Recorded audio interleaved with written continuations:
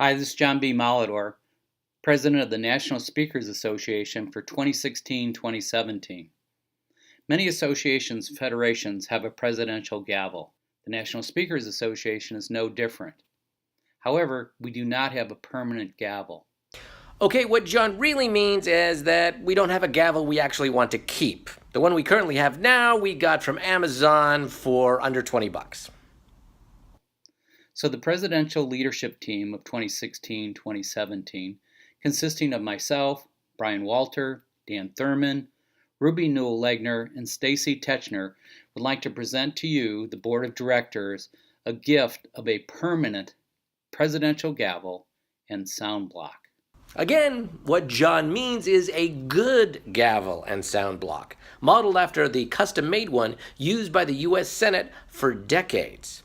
It was originally a gift from the Indian government to the U.S. government back in 1958. The NSA gavel, the presidential gavel, was carved from an olive tree branch on the grounds of the National Speakers Association headquarters in Tempe, Arizona. We're going to be here for a couple hours. I offered to rent a chainsaw, but no, a hacksaw, Brian. Don't be a wuss. Is this one all right? No. You said this would be fine. It's like, I guess we won't be using the audio of this. Is he sweating through his shirt yet? Well, so far so good, except for Stacy. But now we needed wood for what the gavel strikes, and for that, John had a great idea. And its sound block actually comes from our founder, Cavett Robert.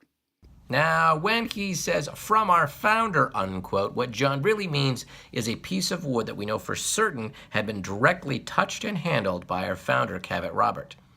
That's kind of a tricky proposition, so Stacy and I went into the NSA archives room, and Stacy found a trophy that was jokingly referred to as half a Cavett that we know for sure that Cavett Robert had given to member John Hammond. Upon John's passing, his widow had given it back to NSA, and Stacy felt that this was an excellent use of this old trophy and base for it to be transformed into a living purpose for NSA.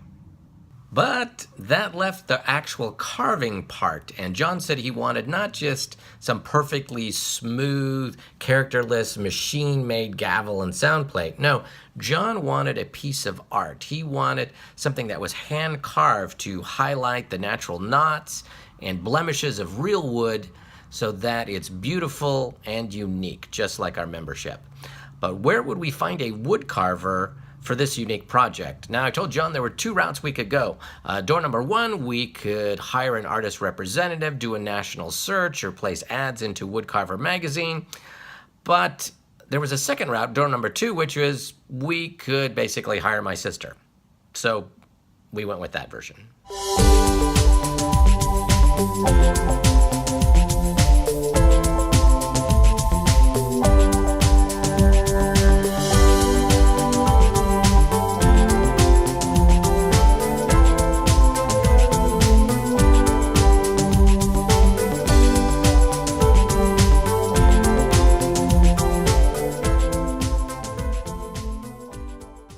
There are two inscriptions on the sound block.